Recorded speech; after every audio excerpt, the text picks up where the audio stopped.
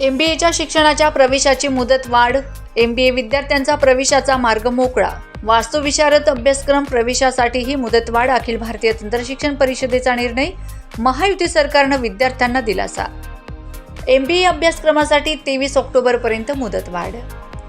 महाराष्ट्रात MBA आणि वास्तुविशारद या अभ्यासक्रमाच्या प्रवेशाची मुदत CET सेलकडून वाढवण्यात आली आहे. 23 ऑक्टोबर 2024 पर्यंत MBAची प्रवेश प्रक्रिया सुरू राहणार आहे. अखिल भारतीय तंत्रशिक्षण परिषदेने तंत्रशिक्षणाअंतर्गत येणाऱ्या विविध अभ्यासक्रमांच्या प्रवेशासाठी 1 महिन्याची मुदत वाढवली आहे. यामध्ये प्रथम वर्ष आणि द्वितीय वर्ष लॅटरल प्रवेशाची ही मुदतवाढ विद्यार्थ्यांना मिळालेली आहे.